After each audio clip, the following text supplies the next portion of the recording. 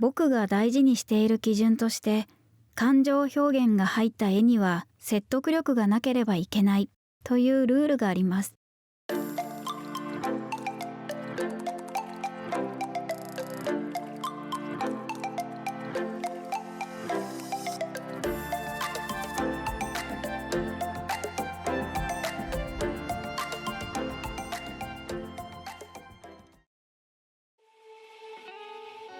今回のドローチューブは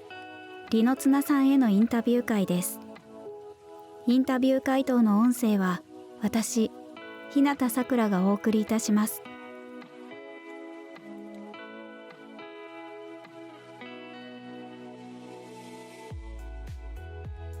僕の場合、アイデアを練る過程において荒くて不正確な絵であっても仕上がりのイメージを直接目で確かめるために下書きの段階で色や影まで入れたものを作っています。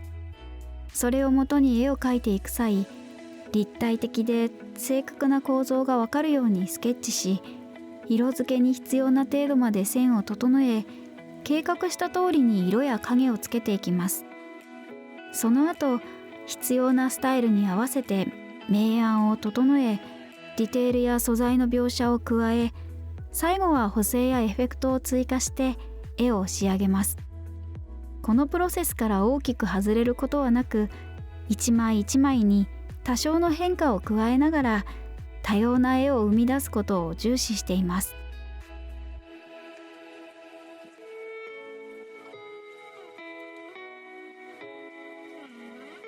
普段使わないような色の組み合わせを使ってみることもあれば、描いたことのない姿形の人物を描くこともあります。光の強さや小道具の大きさ、素材など自分にはあまり馴染みのないやり方を通して少しずつ変化をつけることが多いです。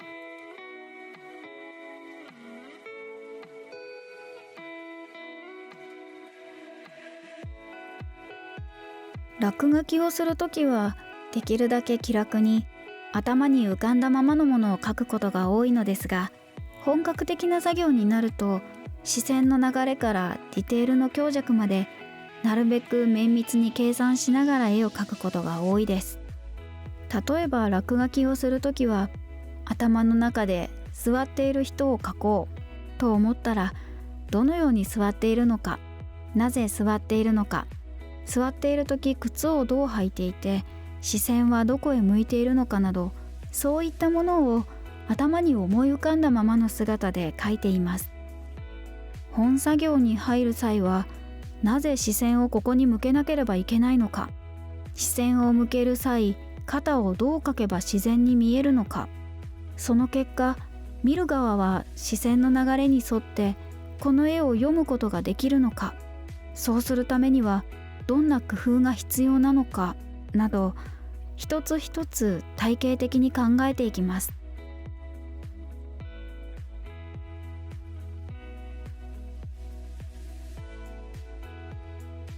客観的には線と色を用いて、なるべく見る側が僕の意図した方向に沿って視線を集中させたり、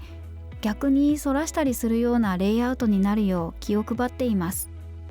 その後、描写や色味などをよりリアルで不自然にならないように描写する方法を考えています。やや抽象的な話になると、僕が伝えたい雰囲気やこの絵に描かれたキャラクターの性格、状況など間接的にわかるものをどのように演出すれば見る人に共感してもらいやすいか熟考することが多いです。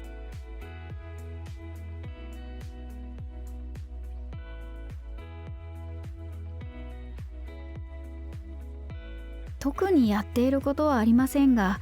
Photoshop で作業をしているため、最後に画像を鮮明にするフィルターを一度だけかけています。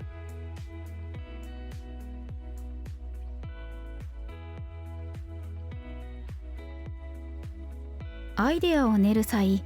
自分から見て面白い、もしくは可愛いのどちらか一方の条件でも満たしていれば、とにかく突き詰めてみるようにしています。例えば帽子を描こうとする際に、自分から見て斬新でもなければ楽しくもない、その上可愛くもないとすると、それを素敵な絵にするためには相当な努力が必要です。一方で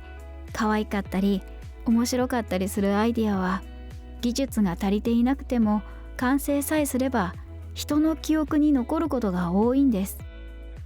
なのでアイデアを練る過程では面白いもしくは可愛いと自分で思えるまでアイデアを練り直すことが多いです。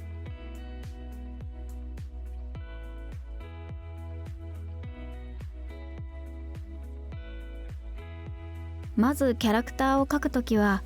このキャラクターを見ている人の視線の高さなどを真っ先に考えます。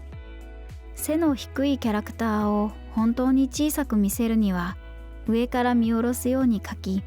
謎めいたキャラクターを描くときは横や後ろから見た時の姿を考えます。またキャラクターを大きく見せたいときは相対的に小さいものをどこに配置すれば小さく見えるのかなど絵を見る人の視線をたくさん考慮しながら描いています。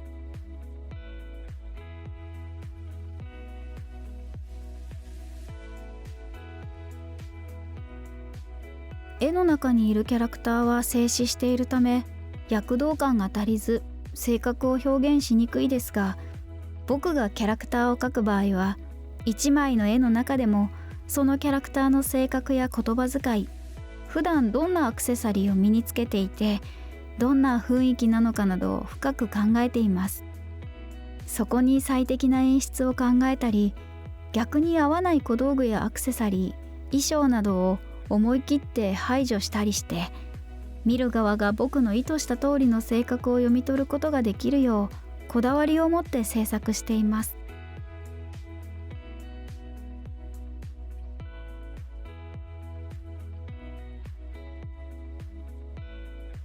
僕の描き方自体が漫画風のため絵には躍動感を求める方です。そのため淡く馴染むような彩度の低い色味よりも鮮明かつ濃い色味になるようにしています。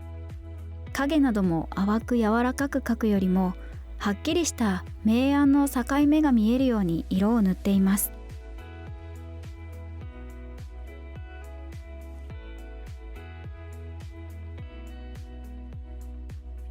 明暗は光と影の構造によって生まれるものなので、立体的に見た場合自分が考えた構造が見えるようにできるだけ正確な形で絵を描写するよう努力しています。これを表現する方法としては、デジタル特有のエアブラシや潰れた描写より、水彩画や油絵などで見られる絵画的なタッチの方を好んでいるため、直接筆で描いているかのように、一つ一つ色を重ねていくようにしています。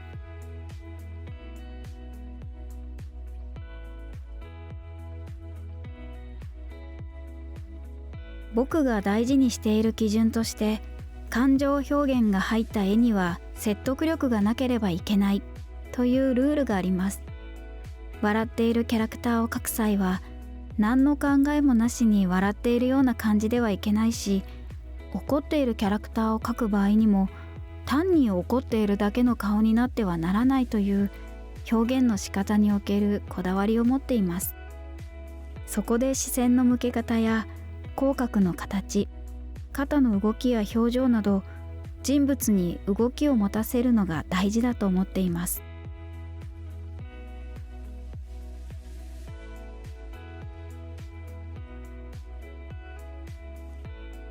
豪華すぎたり派手すぎたりして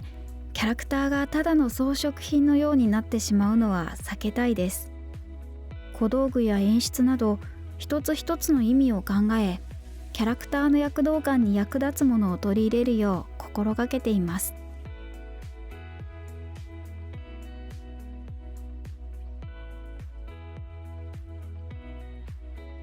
僕の絵は線が太く漫画的な表現が多いですが、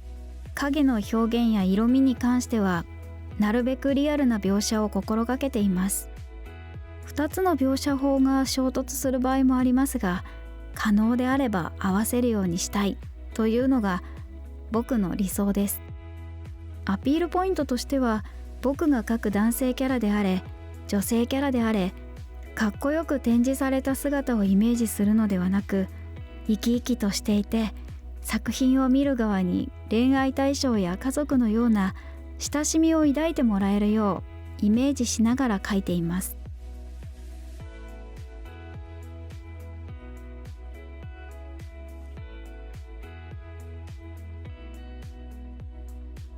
僕が最初に影響を受けたキム・ジョンギ先生の絵を見た時、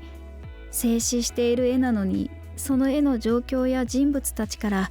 躍動感が感じられ、とにかくそれが僕にとっては衝撃でした。僕も今後そういったキャラクターを描けるようになりたいという熱望みたいなものがこの時からずっと心の中にあるようです。